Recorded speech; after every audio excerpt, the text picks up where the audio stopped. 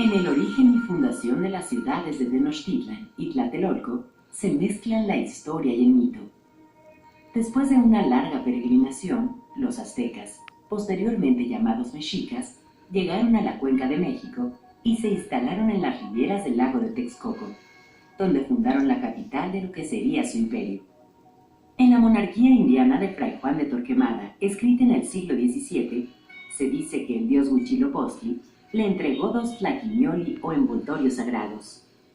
Uno de ellos contenía una piedra verde llamada chalchihuite y el otro 2 palos para encender el fuego. Según el mito, esta diferencia provocó que después de permanecer asentados durante algunos años en Tenochtitlan, el grupo que había recibido el chalchihuite se separara para trasladarse a unos islotes más al norte, conocidos como Xaltilolc o Montículos de Arena. Allí fundaron en 1337 una ciudad gemela de Tenochtitlan, a la que llamaron Tlatelolco. A partir de entonces, y a pesar de que compartían sus dioses y calendarios rituales, hubo una rivalidad constante entre ambas metrópolis.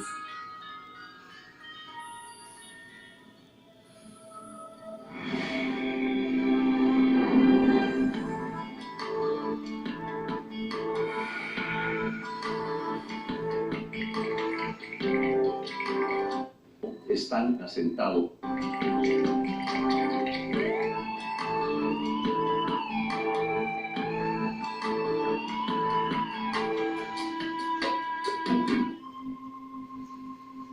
Relatan diversas fuentes históricas cómo los mexicas en un momento dado están asentados en un lugar llamado Aztlán, el lugar de la blancura, de las garzas blancas, etc. En realidad ya desde ahí empieza un problema, ya que hay investigadores que piensan que en realidad Aztlán es un lugar mítico. Otros dicen que no, que es un lugar real y que está asentado, hacia el norte de lo que sería Tenochtitlan. El hecho es que realmente hay varias fuentes que coinciden en relatar este acontecimiento y cómo en un momento dado van a salir de ese lugar Aztlán guiados por su dios Huitzilopochtli para buscar un lugar que este dios les ha prometido. De esa manera se empiezan a desplazar, van avanzando, van caminando, se van asentando en diversos puntos y hay uno de estos puntos que es fundamental. Resulta que al asentarse en Coatepec, que se dice, según las fuentes, está cercano a Tula, Hidalgo, allí se va a dar un combate, una pelea, una lucha entre algunos de los barrios que venían componiendo el grupo mayor, ¿no? Es así como los Huiznagua piensan que ese es el lugar ya definitivo, el que les ha prometido el dios, mientras que la gente que le es fiel a Huitzilopochtli, a su guía, a su dios tutelar, etc., piensan que no, que todavía es otro el lugar al que deben llegar a fundar su ciudad. De esto se va a derivar un combate entre estas facciones, saliendo triunfante el grupo de Huitzilopochtli. Y continúan adelante hasta llegar en medio del lago de Texcoco. Allí vemos 2 aspectos, uno el mítico, otro el histórico, el acontecimiento real. El mítico nos señala que al estar deambulando allí por las cercanías del lago, alcanzan a ver un águila precisamente parada sobre un nopal. Aquí también viene una divergencia porque hay cronistas como Fray Diego Durán que nos señala cómo esta águila estaba allí tomando el calor del sol y en una de las láminas del Códice Durán vemos cómo tiene una serpiente en el pico. En cambio, en otra vemos que se menciona que el águila está devorando pájaros. De esta manera, pues, el hecho fundamental es que va a estar esa presencia del águila, que no es otra más que la imagen del dios solar. Es el sol, el águila es el ave que vuela más alto, igual que el sol lo hace, y por lo tanto es además el símbolo de Huitzilopochtli. El hecho es que se van a sentar en el lugar que su Dios les ha señalado. A partir de ahí van a dividir lo que será su ciudad de Tenochtitlan en 4 parcialidades, en 4 grandes barrios, ¿verdad? Y en medio se va a ubicar el templo dedicado a su Dios. La versión histórica, que también tenemos relato de ella, nos dice otra cosa. Nos dice cómo estos terrenos estaban ocupados o eran parte del imperio tepaneca, por aquel entonces dirigido por Tezosomoc de Azcapotzalco. Y cómo Tezosomoc les va a dar permiso de que se asienten en esos islotes en medio del lago, siempre y cuando les sirvan como mercenarios en sus guerras de conquista y también le paguen un tributo al imperio tepaneca. Se asientan en el lugar, empiezan a cumplir con el pago a Azcapotzalco y ya desde entonces también empiezan poco a poco a ver de qué manera podrán liberarse de ese yugo tepaneca que los está oprimiendo.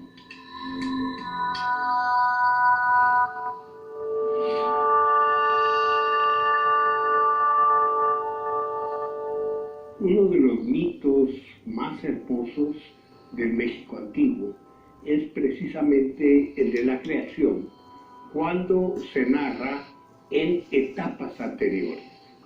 O sea, es una sucesión de eras que están implicando el gobierno de un dios que después es desbancado por otro. Hay un ejercicio, digamos, normal de su dominio hasta que llega un momento de cansancio divino, otro aprovecha, provoca una catástrofe y se instala en su lugar.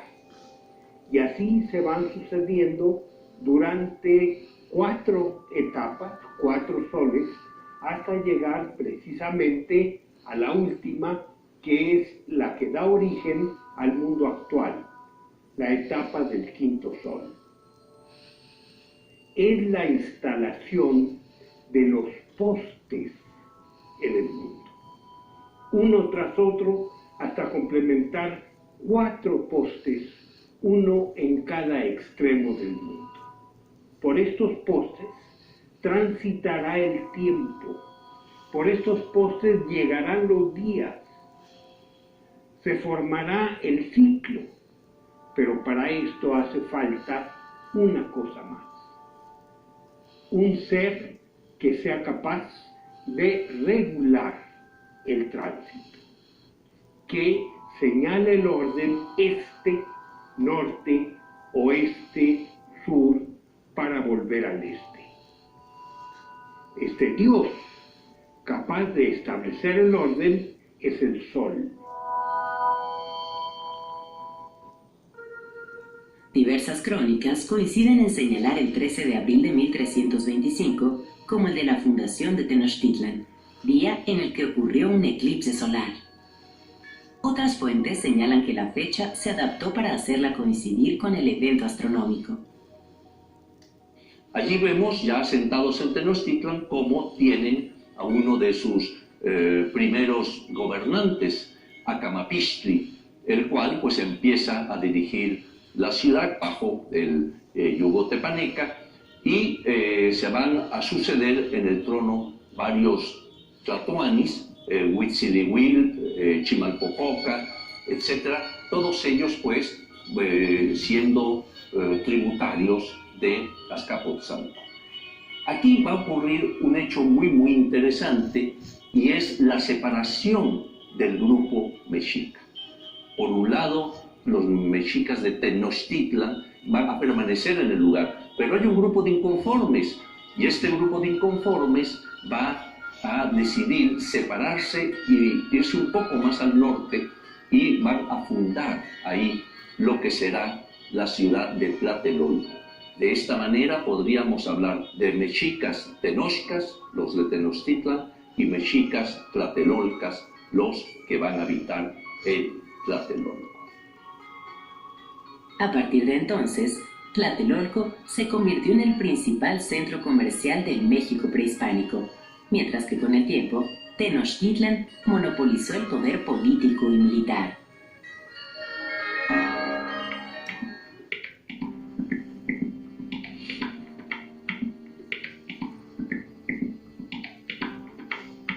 Tenemos la información a través de las fuentes escritas y del dato arqueológico mismo, cómo ya están establecidas las dos ciudades, México Tenochtitlan y Tlatelolco, como gran sede que va a destacar también por aspectos más bien comerciales, mientras que en Tenochtitlan parece ser que se asienta todo el poder y la expansión política, etc., ¿no?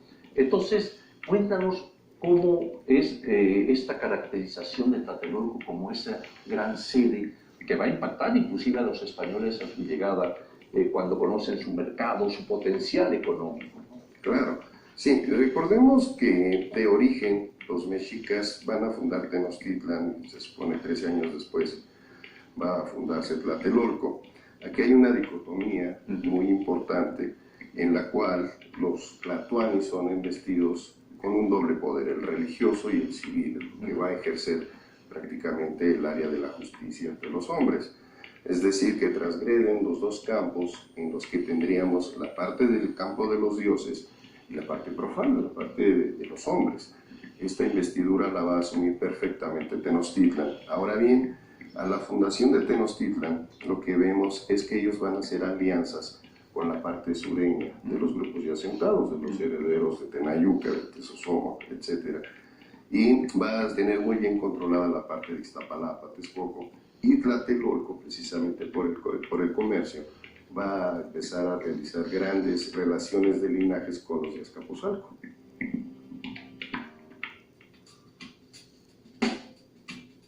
Los mexicas fueron adquiriendo una enorme experiencia militar, y es posible que ayudaran a la expansión de Azcapotzalco, que se convirtió en uno de los señoríos más poderosos del centro de México.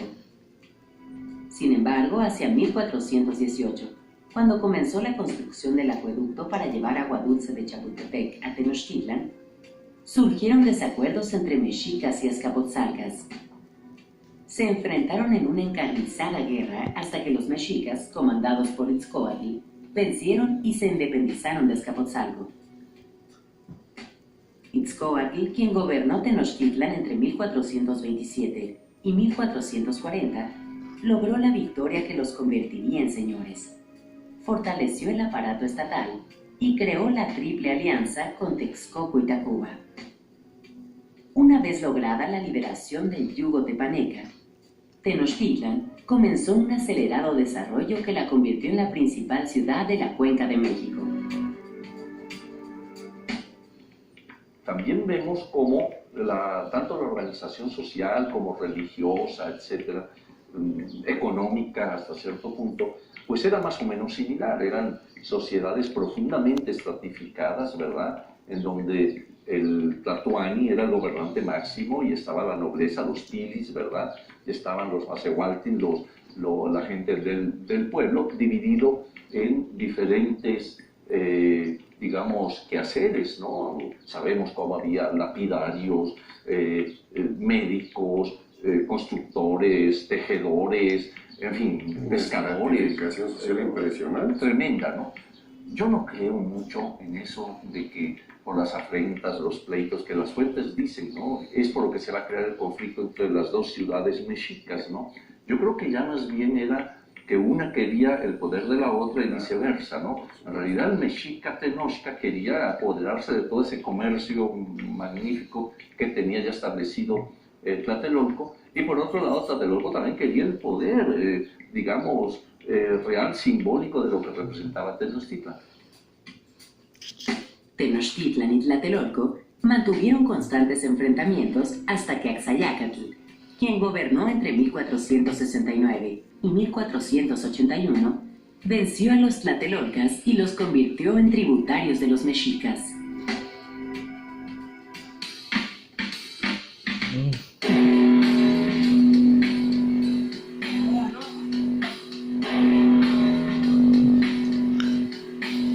Durante el siglo XIX, se realizaron en Tlatelolco algunas excavaciones y hallazgos fortuitos que no fueron consignados. El arqueólogo del Porfiriato, Leopoldo Batres, también hizo algunas excavaciones en 1900, pero fue hasta 1944, después de la creación del Instituto Nacional de Antropología e Historia, que la inquietud sobre Tlatelolco tomó un sentido más académico. Se abrieron pozos y se encontraron peldaños de una monumental escalinata. En aquel entonces, Antonieta Espejo, Robert H. Barlow y Pablo Martínez del Río excavaron pozos y realizaron un control estratigráfico, lo que llevó a localizar restos óseos, ofrendas y piezas de cerámica. Al año siguiente se abrió el primer museo de sitio. A fines de la década de 1950, se empezó a construir una unidad habitacional en los terrenos del antiguo señorío de Tlatelolco, y en los años 60 continuaron las excavaciones arqueológicas en la Plaza de las Tres Culturas. Después de una interrupción debida al movimiento estudiantil en 1968-72, en los años siguientes la Subdirección de Salvamento Arqueológico realizó hallazgos de importantes ofrendas. Y en 1987, el arqueólogo Eduardo Matos propuso un nuevo proyecto interdisciplinario de investigación con el propósito de relacionar las ciudades de Tenochtitlan y Tlatelolco con las evidencias arqueológicas encontradas hasta entonces. A partir de 1993, la investigación quedó a cargo del arqueólogo Salvador Guillén. En los últimos años se han explorado los templos de Hecatl-Quetzalcóatl, el Gran Basamento, las distintas etapas constructivas del Templo Mayor, además de los templos X y Z, que han permitido conocer más sobre la vida cotidiana y ceremonial de los tlatelolcas. El Templo Mayor tiene que entenderse como una ciclicidad. Para que se dé una ciclicidad tiene que existir una oposición de contrarios. Y esto lo podemos ver de una manera estática en la arquitectura misma del templo, o lo podemos ver desde un aspecto dinámico a través del mito del Coatepec, el mito del nacimiento del sol precisamente en el Cerro de las Serpientes. Vayamos al primer caso. El Templo Mayor representa una dimensión doble en la que la parte septentrional está ocupada por una fuerza, la parte meridional está ocupada por la otra. En la parte del norte, quien domina es el dios Tlaloc. En la parte del sur, quien domina es el dios Huitzilopochtli. Por un lado tendríamos en el norte lo femenino, lo húmedo, lo frío, lo de abajo. Por el lado contrario estaría Huitzilopochtli. Espérate, pausa. Listo. Está representando lo alto, lo caliente, lo masculino. Ninguno de los dos puede existir sin el otro. El Templo Mayor recibe el nombre de Coatepec. Coatepec es el Cerro de las Serpientes. Este nombre de Coatepec es precisamente el del cerro donde se produjo el milagro del nacimiento del sol. Y es también un claro ejemplo de transición de gobierno. La que sirve de eje en este caso es una diosa muy poderosa que es Cihuacóatl, una mujer que hace